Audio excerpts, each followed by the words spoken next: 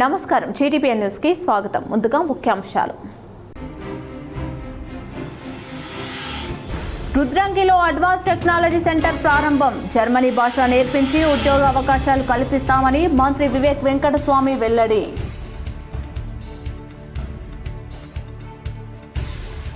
జగిత్యాల జిల్లాలో హాస్టల్ విద్యార్థుల మృతిపై విచారణకు ఆదేశించిన మంత్రి అడ్లూరి లక్ష్మణ్ కుమార్. మృతుల కుటుంబాలకు 5 లక్షల ఎక్స్‌గ్రేషియా, ఇందిరమ్మ ఇల్లు, అవుట్సోర్సింగ్ ఉద్యోగం కల్పిస్తామని హామీ.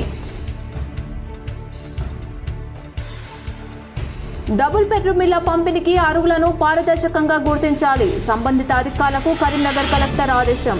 క్షేత్రస్థాయిలో సమగ్ర సర్వే నిర్వహించి వార్డుల వారీగా జాబితా సిద్ధం చేయాలని సూచన. మెట్పల్లిలో కోతకు గురైన చెరువు కట్టను పరిశీలించి అధికారుల తీర్పుపై ఆగ్రహం వ్యక్తం చేసిన ఎమ్మెల్యే డాక్టర్ సంజయ్. చెరువు కట్టతో నష్టపోయిన వారికి పరిహారం చెల్లించి ఆదుకోవాలని డిమాండ్. జగిత్యాల జిల్లా మల్లెల ఇంటిగ్రేటెడ్ వెల్ఫేర్ హాస్టళ్లలో విషాదం. నీటి కుంటలో ఈతకు వెళ్లి 2 విద్యార్థులు మృతి. కుటుంబ సభ్యుల ఆందోళన ఉద్రిక్తం.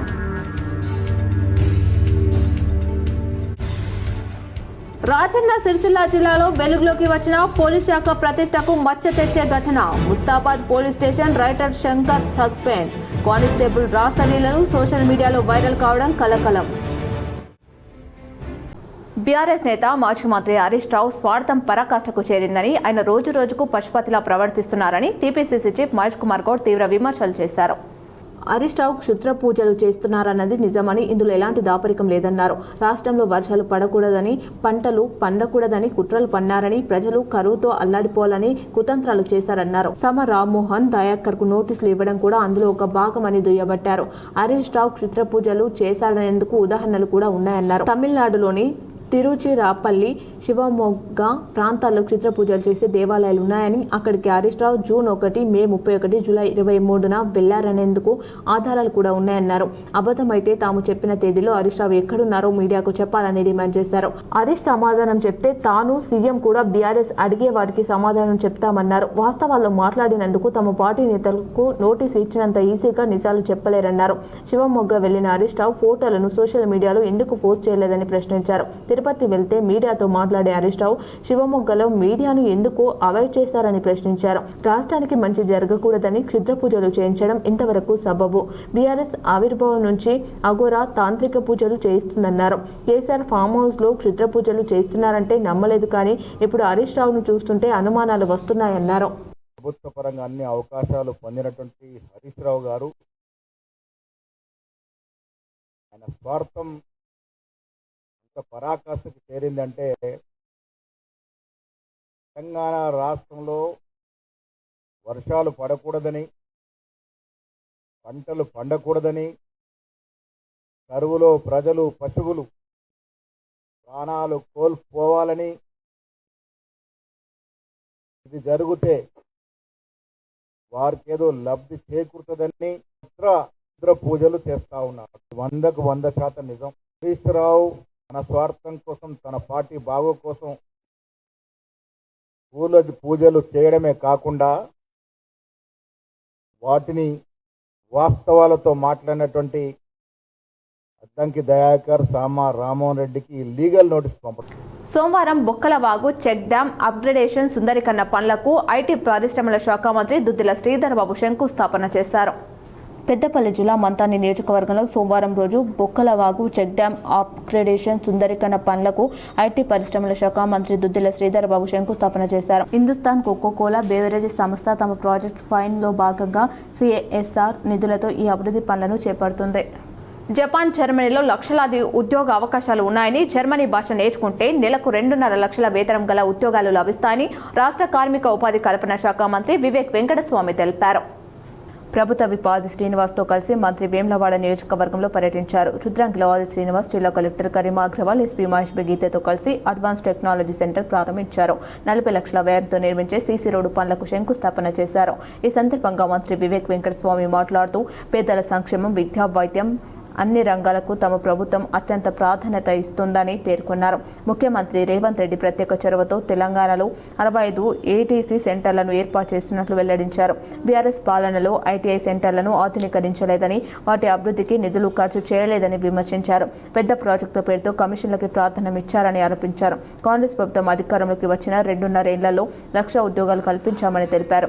ఏటీసీ సెంటర్లలో శిక్షణ పొందుతున్న ప్రతి విద్యార్థికి 2,000 స్టైఫండ్ అందిస్తున్నామని చెప్పారు. విదేశాల్లో ఉద్యోగ అవకాశాల కోసం ప్రత్యేక కార్యాచరణ చేపట్టామని తెలిపారు. జర్మనీ పర్యటనలో అక్కడ సుమారు 5 లక్షల ఉద్యోగ అవకాశాలు ఉన్నట్లు గుర్తించామని, జపాన్లో కూడా మంచి అవకాశాలు ఉన్నాయని పేర్కొన్నారు. జర్మన్, జపనీస్ భాషలు నేర్చుకున్న వారికి నెలకు సుమారు 2.5 లక్షల వరకు వేతనం పొందే అవకాశాలు ఉన్నాయని తెలిపారు. మంచిర్యాల జిల్లా మందమరిలో జర్మన్ భాష శిక్షణ అందిస్తున్నామని, 2 నెలల్లో కోర్సు పూర్తవుతుందని చెప్పారు. రుద్రంగి ప్రాంతానికి జర్మన్ భాష శిక్షకుడిని పంపించి 100 మందికి ఉద్యోగ అవకాశాలు కల్పించేలా చర్యలు తీసుకుంటామని, ఇందుకు విప్ ఆది శ్రీనివాస్ చొరవ తీసుకోవాలని సూచించారు. ఎమ్మెల్యే శ్రీనివాస్ మంత్రి కావాలని తాను కోరుకుంటున్నానని తెలిపారు. 10 సంవత్సరాల క్రితం కేంద్రంలో అధికారంలోకి రావడానికి ప్రధాని నరేంద్ర మోదీ ఎన్నో ఉద్యోగాలు కల్పిస్తామని హామీ ఇచ్చారని, అయితే ఆ హామీలు అమలు కాలేదని విమర్శించారు. ప్రజాపాలన ప్రభుత్వం ఇచ్చిన ప్రతి హామీని నిలబెట్టుకుంటూ పనిచేస్తుందని చెప్పారు. ఆగస్టు 10న ముఖ్యమంత్రి రేవంత్ రెడ్డి పెన్షన్లపై కీలక ప్రకటన చేయనున్నట్లు తెలిపారు. ప్రపంచంలో ఆర్టిఫిషియల్ ఇంటెలిజెన్స్ వల్ల ఈ వైట్ కాలర్ జాబ్స్ అయితే యుఎస్ఏలో, యూరోప్లో, ఆస్ట్రేలియాలో అన్ని చోట్ల కూడా ఉద్యోగాల అవకాశాలు తక్కువైనప్పుడు యూరోప్లో ప్రత్యేకంగా ఓల్డ్ ఏజ్ వ్యక్తులు ఎక్కువైపోయినారు.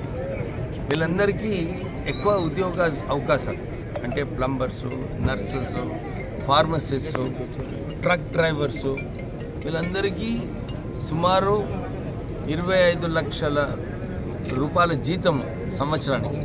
ఇలాంటి ఉద్యోగాలు జర్మనీలో, జపాన్లో ఇవన్నీ కూడా అవకాశాలు ఉన్నాయి. మొన్న 2 ముఖ్యమంత్రులు జర్మనీ నుంచి వారితో ఒప్పందం చేసుకున్నాం.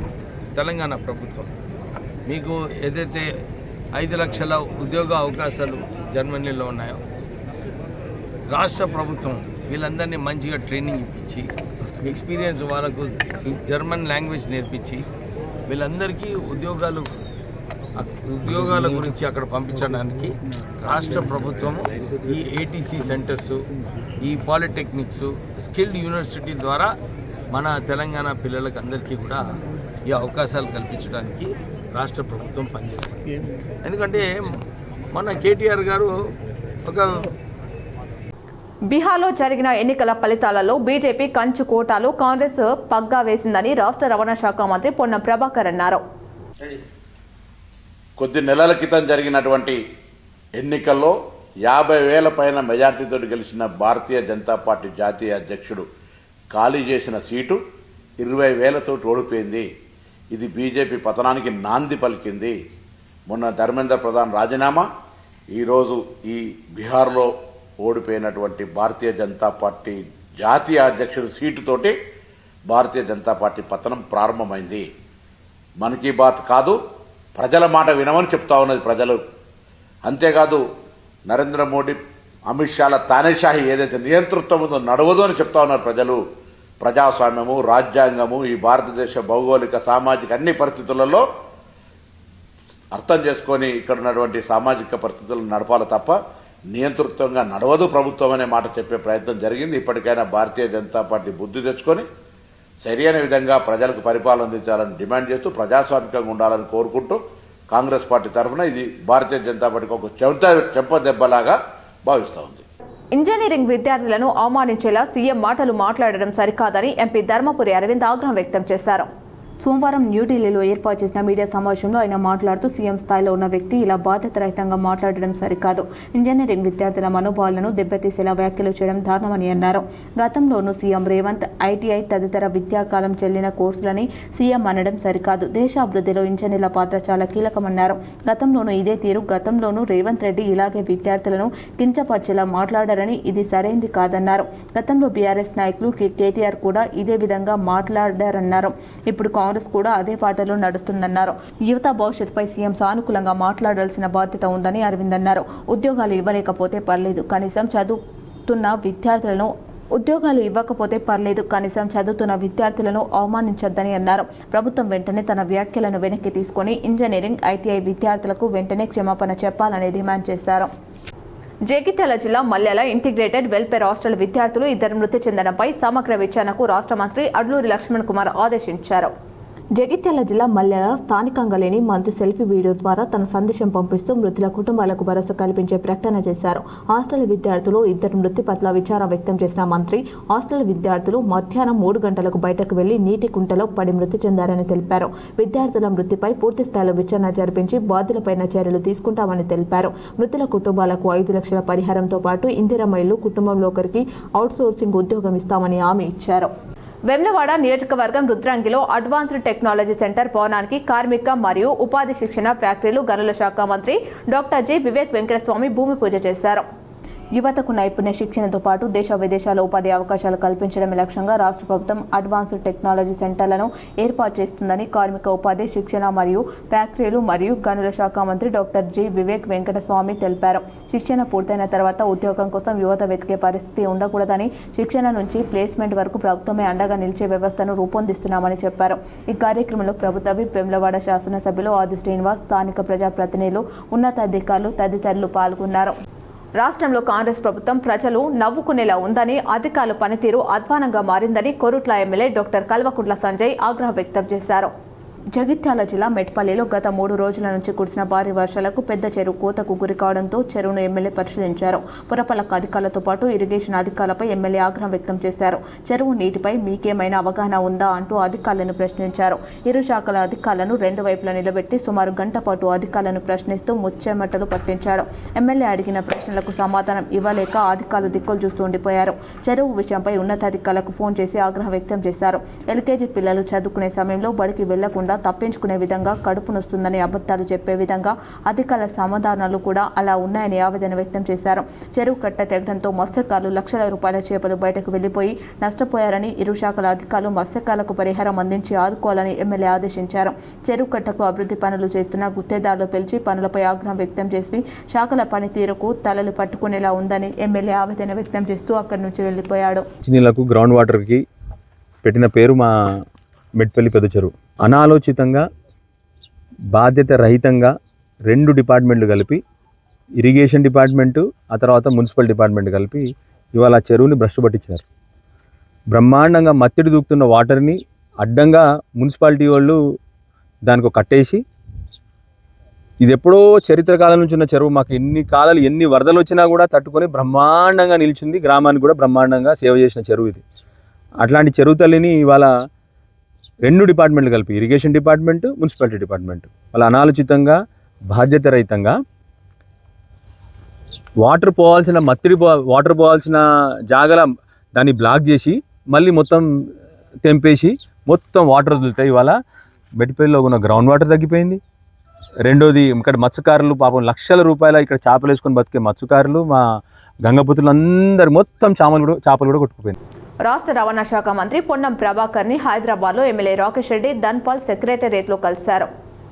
నిజామాబాద్ బస్టాండ్లో పెరుగుతున్న ప్రయాణికుల రద్దీని దృష్టిలో పెట్టుకుని ప్రస్తుతం ఉన్న మౌలిక వసతులు మరింత మెరుగుపరచాల్సిన అవసరం ఎంతైనా ఉందని పొన్నంకు ఎమ్మెల్యేలు రాకేష్ రెడ్డి, ధన్పాల్ కోరారు. ప్రయాణికుల సౌకర్యార్థం వేచి ఉండే హాలు, సిట్టింగ్ కెపాసిటీ పెంచాలని కోరడం జరిగిందన్నారు. బస్సుల సమయాన్ని తెలిపే డిజిటల్ బోర్డులు, ఎల్ఈడీ స్క్రీన్లను ఏర్పాటు చేయాలని తెలిపారు. లైటింగ్, సీసీ కెమెరాల ఏర్పాటు, భద్రతా సిబ్బందిని నియమించాలని కోరడం జరిగిందన్నారు. ప్రైవేటు వాహనాలు, ఆటో పార్కింగ్ ఏర్పాటు చేయడం, బస్టాండ్ ఆవరణ పరిశుభ్రంగా ఉండేలా చూడాలని వినతి పత్రం అందజేశామన్నారు. రాజన్న సిరిసిల్ల జిల్లా కేంద్రంలోని ప్రభుత్వ ఆసుపత్రిలో ప్రపంచ తల్లిపాల వారోత్సవాల సందర్భంగా బాలింతలకు జిల్లా కలెక్టర్ గరిమ పండ్లు పంపించేశారు.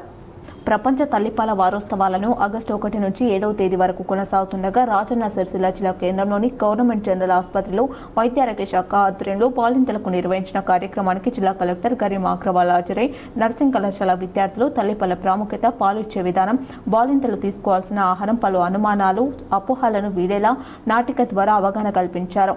అనంతరం పలువురు బాలింతలకు జిల్లా కలెక్టర్ పండ్లను పంపిణీ చేశారు. తల్లిపాల వారోత్సవాల సందర్భంగా రూపొందించిన పోస్టర్లను ఆవిష్కరించారు. బిడ్డ పుట్టిన తర్వాత తల్లి వద్దకు చేర్చాలని తెలిపారు. తల్లిపాలు ఇవ్వడంతో బాలింతకు అలాగే బిడ్డ ఆరోగ్యానికి మేలు చేస్తుందని వివరించారు. డెలివరీ అయిన మొదటి గంటలోనే బిడ్డకు పాలు ఇవ్వాలని సూచించారు. మొదటి 6 నెలలు బిడ్డకు తల్లిపాలు ఇవ్వాలని స్పష్టం చేశారు. పాలు పిల్లల ఎదుగుదల, బరువు పెరిగేందుకు ఉపయోగపడతాయని తెలిపారు. దీంతో బాలింతలు కొన్ని రకాల క్యాన్సర్ల నుంచి రక్షణ పొందవచ్చని పేర్కొన్నారు. వైద్యుల సూచన మేరకు బాలింతలు ఆహారం తీసుకోవాలని తెలిపారు. బాలింతలు పోషకాహారం, డ్రై ఫ్రూట్స్ తినాలని సూచించారు. పుట్టిన బిడ్డకు పాలు ఎలా ఇవ్వాలో శిక్షణ ఇవ్వాలని వైద్యులు సిబ్బందిని ఆదేశించారు. డబుల్ బెడ్రూమ్ ఇళ్ల పంపిణీకి అర్హులను పారదర్శకంగా గుర్తించాలని సంబంధిత అధికారులకు కరీంనగర్ కలెక్టర్ ఆదేశించారు. ఈ ప్రక్రియలో అర్హులైన ప్రతి ఒక్కరికి న్యాయం జరిగేలా క్షేత్రస్థాయిలో సమగ్ర పరిశీలన చేపట్టాలని సూచించారు. కరీంనగర్ నగరపాలక సంస్థ కమిషనర్ ప్రఫుల్ దేశాయ్, జామికుంట, హుజురాబాద్ మున్సిపల్ కమిషనర్లతో డబుల్ బెడ్రూమ్ ఇళ్ల లబ్ధిదారుల ఎంపికపై సమీక్ష సమావేశం నిర్వహించారు. అర్హులకు ఎలాంటి అన్యాయం జరగకుండా ప్రతి దరఖాస్తును క్షుణ్ణంగా పరిశీలించాలని అధికారులను ఆదేశించారు. ఒక్కో దరఖాస్తును కనీసం 2 సార్లు పరిశీలించి అర్హత ప్రమాణాల ప్రకారమే నిర్ణయం తీసుకోవాలని స్పష్టం చేశారు. సరైన కారణం లేకుండా ఏ ఒక్క దరఖాస్తును తిరస్కరించవద్దని సూచించారు. ప్రతి వార్డులో క్షేత్రస్థాయికి వెళ్లి దరఖాస్తుదారుల వివరాలను ప్రత్యక్షంగా పరిశీలించి పారదర్శకంగా అర్హుల జాబితాను సిద్ధం చేయాలని, డబుల్ బెడ్రూమ్ ఇళ్ల పంపిణీ ప్రక్రియను నిష్పక్షపాతంగా పూర్తి చేయాలని కలెక్టర్ అధికారులను ఆదేశించారు. ఈ నెల 6న హైదరాబాద్లో టీఆర్ఎస్ ఆధ్వర్యంలో సామాజిక న్యాయ తెలంగాణ సంకల్ప సభ నిర్వహిస్తున్నట్లు నాయకులు తెలిపారు. తెలంగాణ రక్షణ సేన రాష్ట్ర అధ్యక్షురాలు కవిత ఆధ్వర్యంలో ఈ నెల 6న హైదరాబాద్లో సామాజిక న్యాయ తెలంగాణ సంకల్ప సభ నిర్వహిస్తున్నట్లు ఆ పార్టీ జిల్లా బాధ్యులు గుంజపడుగు హరిప్రసాద్ తెలిపారు. కరీంనగర్ నియోజకవర్గ తెలంగాణ రక్షణ సేన అసెంబ్లీ సమావేశం కరీంనగర్లో నియోజకవర్గ ఇన్ఛార్జ్ అంకం శివరాణి అధ్యక్షతన ముఖ్య నాయకుల సమావేశం నిర్వహించారు. సమావేశానికి హాజరైన జిల్లా బాధ్యుడు గుంజపడుగు హరిప్రసాద్ మాట్లాడుతూ తెలంగాణ రక్షణ సేన అధ్యక్షురాలు కవితమ్మ సామాజిక న్యాయం మా పార్టీ నినాదం కాదు, మా విధానం అని ప్రకటించిన గొప్ప నాయకురాలని తెలిపారు. భారత రాజ్యాంగం ప్రతి పౌరుడికి సమాన హక్కులు, సమాన అవకాశాలు కల్పించాలని స్పష్టంగా చెబుతుంది. ఇప్పటి వరకు మనల్ని పాలించిన పాలకుల వివక్ష కారణంగా ఇప్పటికీ సమాజంలోని అనేక వర్గాల ప్రజలు సామాజిక, ఆర్థిక, విద్యా రంగాలలో వెనుకబాటుతనాన్ని ఎదుర్కొంటున్నారని, సామాజిక న్యాయం అంటే కేవలం సంక్షేమ పథకాలు ప్రకటించడం కాదు, అణగారిన వర్గాలకు విద్యా, ఉపాధి, భూమి, ఆరోగ్యం ఇలా అన్ని వర్గాల ప్రజలతో సమానంగా నాణ్యమైన జీవన విధానాన్ని అందించడంలో ఈ పాలకులు వివక్ష చూపించారని తెలిపారు. తెలంగాణ రక్షణ సేన అధ్యక్షురాలు కవితమ్మ సామాజిక న్యాయం మా విధానమని ప్రకటించి సమాజం వివక్షకు గురైన ప్రజల కోసం వారు తెలంగాణ రక్షణ సేన పార్టీని స్థాపించారు. పాంచజనంలో ప్రధానంగా బడుగు బలహీన వర్గాల ప్రజలకు ఉపయోగపడే విధంగా సామాజిక న్యాయం, అందరికీ సమాన అవకాశాలు అని వర్గాల ప్రజల సంక్షేమం అన్ని రాజకీయ నినాదంగా కాకుండా ప్రజల జీవితాల్లో మార్పు తీసుకొచ్చే కార్యాచరణను రూపొందించారని తెలిపారు.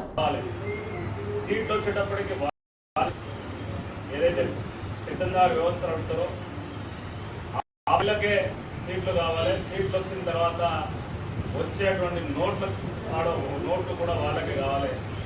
కేవలం బడుగు బలహీన ఓట్లు వేసేటువంటి యంత్రాలుగా చూసినటువంటి రాజకీయ పార్టీలకు డీజేగా సమాధానం చెప్పాలి అనేటువంటి ఆలోచనతో మరి కవితమ్మ చేసేటువంటి సామాజిక న్యాయ పోరాటాన్ని వ్యతిరేకించి ఆమెను పార్టీ నుంచి కూడా పంపించినటువంటి పరిస్థితి మనం చూసినాం. అయినప్పటికీ కూడా పార్టీ వదిలిపెట్టినా, పార్టీ విడిచిపెట్టినా తెలంగాణ ప్రజలు ఆమెను అక్కువ చేర్చుకొని ఆమె పోరాటానికి రోజు రోజుకు మద్దతు ఉంది. ఆ క్రమంలోనే రాజకీయ పార్టీగా తెలంగాణ రక్షణ సేన వచ్చింది. ఆ రక్షణ సేన వచ్చిన తర్వాత కూడా తెలంగాణ సమాజం అంతా కూడా ఇలా ఫలితంగా అక్కువ చేసుకుని ఒక బ్రహ్మరథం పడుతున్నటువంటి పరిస్థితి మనం చూస్తూ ఉన్నాం. ఆ క్రమంలోనే ఆమె చేసే పోరాటాలు ఇలా తెలంగాణ వనరులను తీసుకోవడంలో కానీ, తెలంగాణ జాతి బిడ్డలకు జరుగుతున్నటువంటి అన్యాయాన్ని ప్రశ్నించడం కానీ, కళ్ళబొల్లి మాటలతో అధికారంలోకి వచ్చినటువంటి ప్రభుత్వం పేదల భూములు గుంజుకుంటే దిగినటువంటి పోరాటం కానీ, పేద బడుగు బలహీన వర్గాలు ఇల్లు కొట్టేస్తే అడ్డంగా నిలబడి వాళ్ళ హక్కులు సాధించడంలో కానీ, అదేవిధంగా ఈరోజు సామాజికంగా మనందరినీ కూడా దూరం చేస్తే మనందరినీ ఒక సామాజిక ఉద్యమం, ఒక సామాజిక సంకల్ప సభ పేరుతో ఇలా సరూర్ నగర్లో ఈ ప్రభుత్వాన్ని ప్రశ్నించడంలో కానీ మొదటి నుండి కూడా కవితమ్మ ముందుంది. మరి అటువంటి పోరాటం చేస్తున్నటువంటి కవితమ్మకు మనం కూడా సామాజిక బిడ్డలం, సామాజిక స్పృహ కలిగినటువంటి వాళ్ళం. మరి కరీంనగర్ అంటేనే అన్నిటికీ ముందుండేటువంటి జిల్లా. పోరాటాల కానీ, సామాజిక ఉద్యమాలు కానీ, సామాజిక చైతన్యాన్ని కానీ ఈ కరీంనగర్ జిల్లా అన్నింటిలో ముందుంటుంది. మరి కవితమ్మ పార్టీలో జాగృతి కార్యక్రమాలలో, రక్షణ సేన బలోపేతంలో, పోరాటాల్లో కానీ మనందరం కూడా పాల్గొని క్రియాశీలకంగా పనిచేస్తూ ఉన్నాం. మన జిల్లాకి ఇప్పటివరకైతే మంచి పేరు తెచ్చుకుంటా ఉన్నాం. మరి రేపు పొద్దున ఇలా ఇన్ఛార్జీలుగా మానకొండూరు నియోజకవర్గ ఇన్ఛార్జిగా చైతన్యాన్ని ప్రకటించిన అంతం శివరాణి గారిని కరీంనగర్కు ప్రకటించిన కరీంనగర్ నగరపాలక సంస్థ పరిధి చింతకుంటలో గత 10 సంవత్సరాలుగా నిర్మాణంలో ఉన్న 668 డబుల్ బెడ్రూమ్ ఇళ్ల వాస్తవ పరిస్థితిని బీజేపీ రాష్ట్ర అధికార ప్రతినిధి డిప్యూటీ మేయర్ సునీల్ రావు పరిశీలించారు. పేదలకు ఇళ్లు ఇవ్వాలనే ప్రభుత్వ ఆలోచనను స్వాగతిస్తూనే లబ్ధిదారులకు ఎలాంటి ఇబ్బందులు కలగకుండా పూర్తి స్థాయిలో మౌలిక వసతులు కల్పించిన తర్వాతే పంపించాలని డిమాండ్ చేశారు. ఇండ్ల సముదాయాల వద్ద రోడ్లు, డ్రైనేజీ, లైటింగ్, త్రాగునీరు, లిఫ్ట్లు, విద్యుత్ కనెక్షన్లు వంటి అన్ని మౌలిక వసతులను పూర్తి స్థాయిలో కల్పించిన తర్వాత మాత్రమే లబ్ధిదారులకు ఇళ్లను కేటాయించాలి. గతంలో తాను నగరపాలక సంస్థలో మేయర్గా ఉన్నప్పుడు అప్పటి కలెక్టర్ ఆలోచన మేరకు డబుల్ బెడ్రూమ్ ఇళ్లలో మౌలిక వసతుల కోసం 4 కోట్ల రూపాయల నిధులు మున్సిపల్ కార్పొరేషన్ ద్వారా మంజూరు చేయించినట్లు తెలిపారు. మళ్లీ ఇంకా కూడా ఈ డబుల్ బెడ్రూమ్ ఇల్లు పూర్తి కావడానికి ఇంకా 20 నుంచి 25 కోట్ల రూపాయలు అవసరం పడతాయని గుర్తించినట్లు తెలిపారు. ఈ డబుల్ బెడ్రూమ్స్ పనులను పూర్తి చేయడానికి మౌలిక వసతుల సదుపాయాల కోసం ఇంకా 20 నుంచి 25 కోట్ల రూపాయలు రాష్ట్ర ప్రభుత్వం వెంటనే విడుదల చేసి అన్ని మౌలిక సదుపాయాలు వెంటనే పూర్తి చేయాలని, ఇందులో ఒక్కో బ్లాక్లో 84 అపార్ట్మెంట్ ప్లాట్లు ఉండగా ప్రతి బ్లాక్కు 2 లిఫ్ట్లు ప్రొవిజన్ ఉన్నప్పటికీ కేవలం 8 మంది పట్టే ఒక లిఫ్టును మాత్రమే ఏర్పాటు చేస్తున్నట్లు తెలిసిందే. 6 అంతస్తుల భవనాల్లో నివసించే వారికి ఒక లిఫ్ట్ ఏమాత్రం సరిపోదని తప్పనిసరిగా ప్రతి బ్లాక్ 2 లిఫ్టులు ఏర్పాటు చేయాలని చెప్పారు. పేద ప్రజలు లిఫ్టులు, భవన నిర్మాణ ఖర్చులు భరించే స్థితిలో ఉండరు కాబట్టి ప్రభుత్వం లేదా నగరపాలక సంస్థ ఒక కర్పస్ ఫండ్ ఏర్పాటు చేసి రాబోయే 5 సంవత్సరాల పాటు లిఫ్ట్ మరియు ఇతర నిర్మాణ బాధ్యతలు చూడడానికి ఒక ప్రత్యేక అధికారిని నియమించాలని కోరారు. అంతేకాకుండా హైదరాబాద్లో పేదల కోసం క్యూర్ పద్ధతిలో అపార్ట్మెంట్లు నిర్మించి ఇస్తామన్న ఆలోచన తరహాలోనే కరీంనగర్ నగరపాలక సంస్థ పరిధిలో కూడా అమలు చేయాలన్నారు. పోలీస్ శాఖ ప్రతిష్టకు మచ్చ తెచ్చే ఘటన రాజన్న సిరిసిల్ల జిల్లాలో వెలుగులోకి వచ్చింది.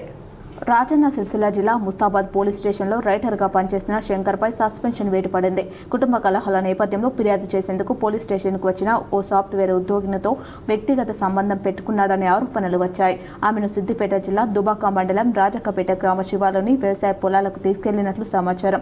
అక్కడ వారిని గమనించిన రైతులు తమ పంట పొలాల్లోకి ఎందుకు వచ్చారని ప్రశ్నిస్తూ శంకర్తో వాగ్వాదానికి దిగి వీడియోలు చిత్రీకరించినట్లు సమాచారం. ఆ వీడియోలు సోషల్ మీడియాలో వైరల్ కావడంతో జిల్లా పోలీసు అధికారుల దృష్టికి వెళ్లగా ఘటనపై స్పందించిన ఎస్పీ మహేష్ బి గీతే విచారణకు ఆదేశించి ప్రాథమిక విచారణ అనంతరం రైటర్ శంకర్ను సస్పెండ్ చేసినట్లు తెలుస్తుంది. గతంలోనే శంకర్ సస్పెండ్ కూడా అయ్యాడని, ఇలాంటి ఆరోపణలు పోలీస్ శాఖ ప్రతిష్టను దెబ్బతీస్తాయని, న్యాయం కోసం పోలీస్ స్టేషన్కు వచ్చే బాధితుల విశ్వాసాన్ని కాపాడాల్సిన బాధ్యత పోలీసులపై ఉందని పలువురు అభిప్రాయపడుతున్నారు. జగిత్యాల జిల్లా మల్యాల మండల కేంద్రంలోని ఇంటిగ్రేటెడ్ వెల్ఫేర్ హాస్టల్లో విషాదం అలుముకుంది.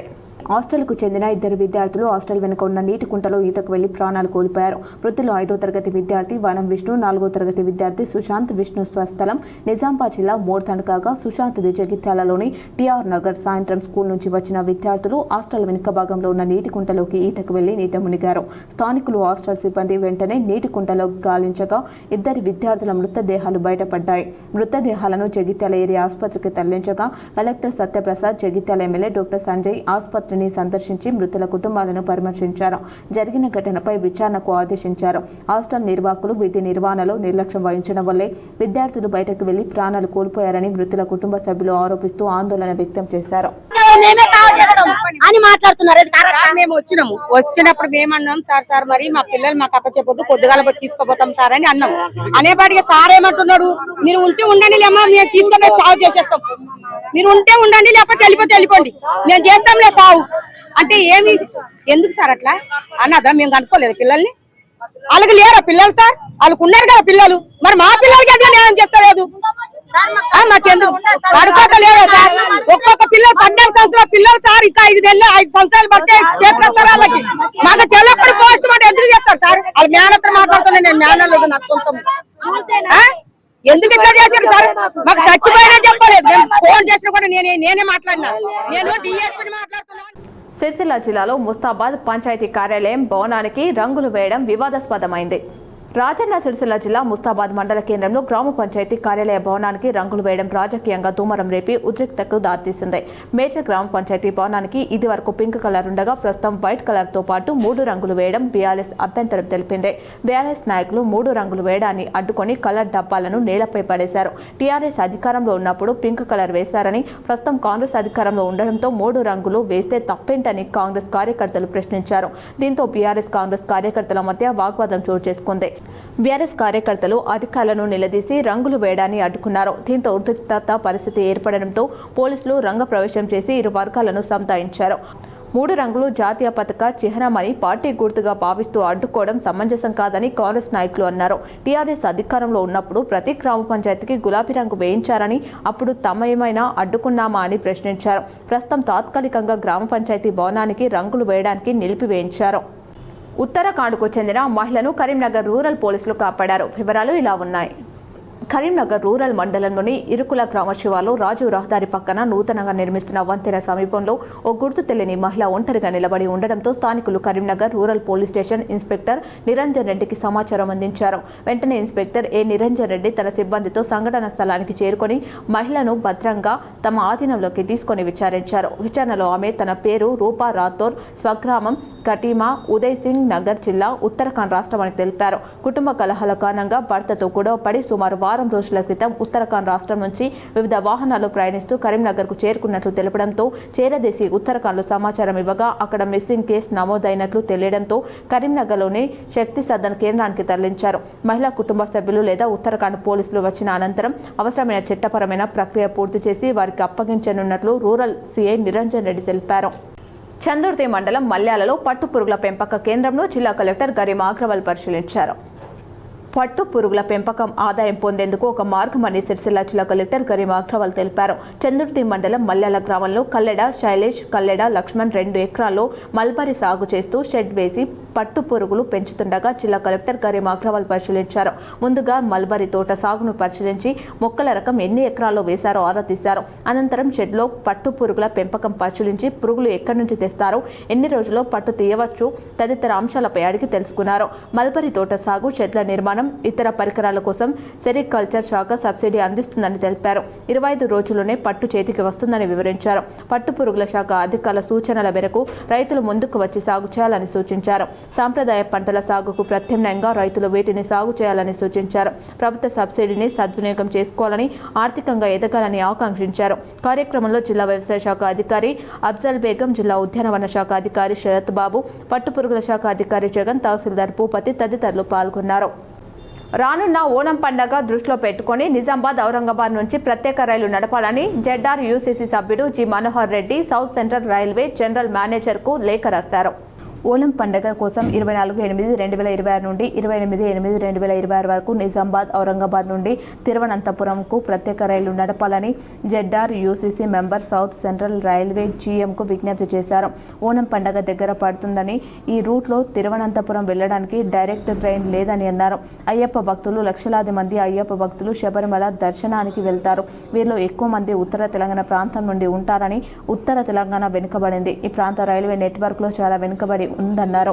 గతంలో స్పెషల్ ట్రైన్లు, గతంలో ఓనం స్పెషల్ ట్రైన్లు నడిపారు. వాటిని మళ్లీ రిస్టోర్ చేయాలని కోరారు. 1వ ట్రైన్ నిజామాబాద్ నుండి 24/8/2026, 2వ ట్రైన్ ఔరంగాబాద్ నుండి 26/8/2026 గమ్యం తిరువనంతపురం. ఓనంకు కేరళ వెళ్లే వారితో పాటు అయ్యప్ప భక్తులతో కూడా భారీ రద్దీ ఉంటుంది. ప్రైవేట్ ఆపరేటర్ల వల్ల చాలా యాక్సిడెంట్లు జరుగుతున్నాయి. అందుకే స్పెషల్ ట్రైన్లు అవసరమన్నారు. ప్రాణహిత నదీ జలాలు తెలంగాణకు తీసుకురావడంలో కాంగ్రెస్ పార్టీ పూర్తిగా విఫలమైందని మాజీ మంత్రి టి జీవన్ రెడ్డి తెలంగాణ భవన్లో ఏర్పాటు చేసిన మీడియా సమావేశంలో ఆయన మాట్లాడారు. రాష్ట్రంలో కాంగ్రెస్ ప్రభుత్వంతో పాటుగా కేంద్రంలో కాంగ్రెస్ ప్రభుత్వం యూపీఏ, మహారాష్ట్రలో కూడా కాంగ్రెస్ ప్రభుత్వం, 3 అక్కల్లో కూడా కాంగ్రెస్ ప్రభుత్వం ఉండి కూడా ఇవాళ ప్రాణహిత నదీ జలాలు ఏదైతుందో తుమ్మడియేటి వద్ద నుండి తరలింపుకు సంబంధించి 152 మీటర్ల ఎత్తుతోని డిజైన్ చేయబడ్డటువంటి ఒక ప్రాజెక్టే నాడు మహారాష్ట్రతో ఒప్పందం కుదుర్చుకోలేకపోయింది. మెట్రో సాధన సమితి ఆధ్వర్యంలో చేపట్టిన ఉద్యమం 579వ రోజుకు చేరిందని సాధన సమితి వ్యవస్థాపకులు ఎం సంపత్ రెడ్డి తెలిపారు. భారతదేశంలో తన సొంత అంతర్జాతీయ విమానాశ్రయానికి నేరుగా మెట్రో అనుసంధానం లేని ఏకైక ప్రధాన విమానాశ్రయ నగరం హైదరాబాద్ ఎలా అయిందని మేడ్చల్ మెట్రో సాధన సమితి డిమాండ్ చేస్తోంది. ప్రియమైన ప్రధానమంత్రి నరేంద్ర మోదీ తమ రోజువారీ ప్రయాణాలపై విసుగుతో జెడ్ తరం పిల్లలు తమ వారంతాన్ని త్యాగం చేసి నడుస్తున్నప్పుడు 74 ఏళ్ల వ్యక్తి తాను బహుశా ఎప్పటికీ ఎక్కని రైలు కోసం నడుస్తున్నప్పుడు మరియు దేశమంతటా సైకిల్పై ప్రయాణించిన ఒక బాలుడు ఇప్పటికీ మెట్రో కావాలని అడుగుతున్నప్పుడు అది రాజకీయాలు కాదు, ఒక నగరంపై ప్రేమ అంటే ఇలా ఉంటుంది. దానికి తగ్గట్టుగా ప్రవర్తించాలని మేడ్చల్ మెట్రో సాధన సమితి వ్యవస్థాపకులు ఎం సంపత్ రెడ్డి కోరారు. ఫేజ్ 2 కారిడార్లన్నిటినీ ఇప్పుడే ఆమోదించండి డిమాండ్ చేశారు. విమానాశ్రయ మెట్రో అనుసంధానాన్ని పునరుద్ధరించండి వారు కోరారు. IRFC సమస్యను పరిష్కరించాలని, నిర్మాణం ప్రారంభించాలని సాధన సమితి డిమాండ్ చేస్తుంది. మేము మా కోసం కూడా నడవడం లేదు. తదుపరి ఈ నగరాన్ని ఎవరు వారసత్వంగా పొందుతారో వారి కోసం మేము నడుస్తున్నామని సంపత్ రెడ్డి తెలిపారు. నా పేరు సంపత్ రెడ్డి. నేను మేడ్చల్ మెట్రో సాధన సమితి ఫౌండర్ని. మేము గత 3 సంవత్సరాలుగా మేడ్చల్ మరియు అలాగే 2వ దశ మెట్రో హైదరాబాద్ నగరాన్ని విస్తరణకి తీవ్రంగా వీధి పోరాటాలు చేస్తూ ప్రభుత్వాలపై ఒత్తిడి పెంచుతున్నాము. మేము ఈ విషయమై ప్రభుత్వానికి, కేంద్ర ప్రభుత్వానికి, ముఖ్యంగా ప్రధానమంత్రికి గత 575 రోజులుగా ప్రతిరోజు లేఖలు రాస్తున్నాము. అయ్యా, మా మేడ్చల్ ప్రాంతము దాదాపు ఈ ఉత్తర హైదరాబాదు 35 నుంచి 40 లక్షల జనాభా ఉంది. ఈ ప్రాంతమంతా ప్రతిరోజు ఇక్కడ యువత అంతా హైటెక్ సిటీ మరియు తదితర ప్రాంతాలకు నిత్యం వెళ్ళి వస్తూ ఉంటారు. దాదాపు 2 లక్షల మంది యువకులు ఉపాధి నిమిత్తం హైదరాబాద్ నగరానికి వెళ్ళవలసి వస్తుంది. కామారెడ్డి జిల్లా కేంద్రంలోని రామారెడ్డి రోడ్లో గల అంజల్ రెడ్డి ఆసుపత్రి సుభాష్ టాకీస్ సమీపంలో భారీ వర్షాల కారణంగా వరద నీరు రోడ్డుపై ప్రవహిస్తోంది. కామారెడ్డిలో కురిసిన వర్షానికి అటువైపు వెళ్తున్న ఓ ప్రైవేట్ బస్సు సైలెన్సర్లో నీరు చేరడంతో రోడ్డు మధ్యలోనే నిలిచిపోయింది. దీంతో బస్సులో ఉన్న ప్రయాణికులు ఆందోళనకు గురయ్యారు. సమాచారం అందుకున్న పోలీసులు, అగ్నిమాపక శాఖ సిబ్బంది వెంటనే సంఘటన స్థలానికి చేరుకుని రోప్ సాయంతో ఒక్కొక్కరిని సురక్షితంగా బయటకు తీసుకొచ్చారు. అనంతరం మరో బస్సు ఏర్పాటు చేసి ప్రయాణికులను వారి గమ్యస్థానాలకు పంపించారు. ఈ సందర్భంగా జిల్లా ఎస్పీ రాజేష్ చంద్ర మాట్లాడుతూ, భారీ వర్షాల సమయంలో వరద నీరు ప్రవహిస్తున్న రహదారులు, వాగులు, కల్వర్ట్లను దాటేందుకు ప్రయత్నించవద్దని ప్రజలకు సూచించారు. అత్యవసర పరిస్థితుల్లో వెంటనే పోలీసు లేదా అత్యవసర సేవలకు సమాచారం ఇవ్వాలని కోరారు. ఎగువ ప్రాంతాల్లో కురుస్తున్న వర్షాలు, మహారాష్ట్రలోని బాబ్లీ ప్రాజెక్టు నుంచి వస్తున్న వరదతో SRSP నీటి మట్టం క్రమంగా పెరుగుతుంది.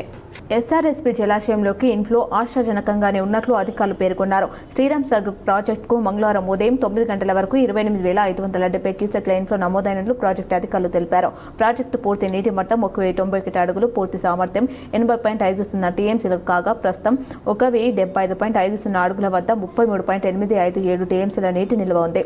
గత ఏడాది ఇదే సమయానికి ప్రాజెక్టులో 1,078.10 అడుగుల వద్ద 40.025 TMCల నీటి నిల్వ ఉండగా ప్రస్తుతం సుమారు 7 TMCల మేర తక్కువగా ఉంది. ప్రస్తుత ప్రాజెక్టు నుంచి కాకతీయ కాలువ ద్వారా 300 క్యూసెక్లు, మిషన్ భగీరథకు 231 క్యూసెక్లు, ఆవిరి రూపంలో 403 క్యూసెక్లు కలిపి మొత్తం 934 క్యూసెక్ల నీటిని విడుదల చేస్తున్నారు. ఇటీవల కురుస్తున్న వర్షాలతో ప్రాజెక్టులోకి వరద నీరు కొనసాగుతుండటంతో శ్రీరామ్ సాగర్ ఆయకట్టు పరిధిలోని రైతులు హర్షం వ్యక్తం చేస్తున్నారు. శ్రీరామ్ సాగర్ ప్రాజెక్టు డ్యాం కట్టపై గుర్రపు స్వారీ సౌకర్యం పట్ల పర్యాటకులు సంతోషం వ్యక్తం చేస్తున్నారు. నిర్మల్కు చెందిన కదీర్ అనే గుర్రం పెంపకం ద్వారా గత సంవత్సరం ఈ సీజన్లో డ్యాంపై తన గుర్రాన్ని పెట్టి పర్యాటకులకు సేవలు అందిస్తున్నారు. స్థానికులే కాకుండా దూరపు ప్రాంతాల నుండి వచ్చే పర్యాటకులు గుర్రంపై ఎక్కి డ్యాం పైన కొద్ది దూరం స్వారీ చేస్తున్నారు. గుర్రం పైకి ఎక్కి కొత్త రకం అనుభూతి పొందుతున్నట్లు పర్యాటకులు ఆనందం వ్యక్తం చేస్తున్నారు. రాష్ట్రంలో 2వ అతిపెద్ద ప్రభుత్వ క్యాన్సర్ ఆసుపత్రిని వరంగల్లో ఏర్పాటు చేస్తామని ఆరోగ్య శాఖ మంత్రి దామోదర్ రాజనరసింహ ప్రకటించారు. రాష్ట్రంలో 2వ అతిపెద్ద ప్రభుత్వ క్యాన్సర్ హాస్పిటల్ను వరంగల్లో ఏర్పాటు చేస్తామని ఆరోగ్య శాఖ మంత్రి దామోదర్ రాజనరసింహ ప్రకటించారు. ఉమ్మడి వరంగల్ జిల్లాతో పాటు ఉత్తర తెలంగాణ ప్రజలకు అత్యాధునిక క్యాన్సర్ వైద్య సేవలను అందించే విధంగా వరంగల్ రీజనల్ క్యాన్సర్ హాస్పిటల్ను అభివృద్ధి చేస్తామన్నారు. ప్రస్తుతం నిర్మాణంలో ఉన్న వరంగల్ సూపర్ స్పెషాలిటీ హాస్పిటల్ను ఈ ఏడాది చివరికల్లా అందుబాటులోకి తీసుకొస్తామని మంత్రి వెల్లడించారు. ఈ మేరకు వరంగల్, హన్మకొండ, జనగామ జిల్లాలో ప్రజలకు అందుతున్న వైద్య సేవలపై సెక్రటేరియట్లోని తన ఛాంబర్లో మంత్రి కొండ సురేఖతో కలిసి మంత్రి దామోదర్ రాజనరసింహ సమీక్ష చేశారు. ఈ సమావేశంలో ఎమ్మెల్యేలు కడియం శ్రీహరి, పల్ల రాజేశ్వర్ రెడ్డి, నాయని రాజేందర్ రెడ్డి, రేవూరి ప్రకాష్ రెడ్డి, యశస్విని రెడ్డి, కెఆర్ నాగరాజు, ఆరోగ్య శాఖ ముఖ్య కార్యదర్శి డాక్టర్ క్రిస్టినా జెట్జోంగ్తో, health and family welfare commissioner doctor Sangeetha Satyanarayana, DME Vani, public health director Ravinder Naik, ఆయా జిల్లాల ఆరోగ్య శాఖ అధికారులు, హాస్పిటల్ సూపరింటెండెంట్లు పాల్గొన్నారు. వార్తలు ముగించే ముందు మరోసారి ముఖ్యాంశాలు.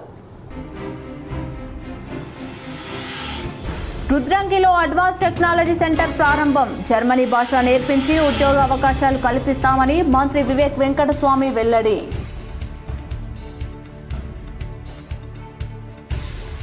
జగిత్యాల జిల్లాలో హాస్టల్ విద్యార్థుల మృతిపై విచారణకు ఆదేశించిన మంత్రి అడ్లూరి లక్ష్మణ్ కుమార్.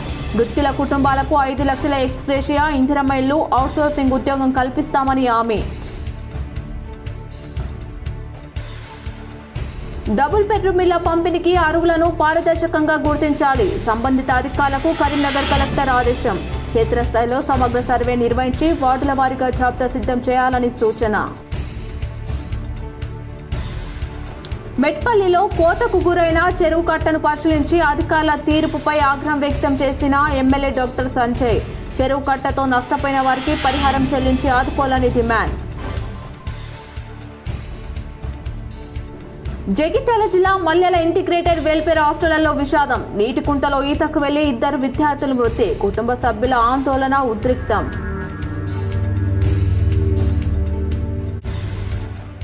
రాజన్న సిరిసిల్ల జిల్లాలో వెలుగులోకి వచ్చిన పోలీస్ శాఖ ప్రతిష్టకు మచ్చ తెచ్చే ఘటన. Mustabad police station writer Shankar suspend. Constable రాసలీలను సోషల్ మీడియాలో వైరల్ కావడం కలకలం. ఈ వార్తలు ఇంతటితో సమాప్తం. తిరిగి ప్రసారమయ్యే వార్తలు మళ్ళీ కలుద్దాం. చూస్తూనే ఉండండి మీ JTPL.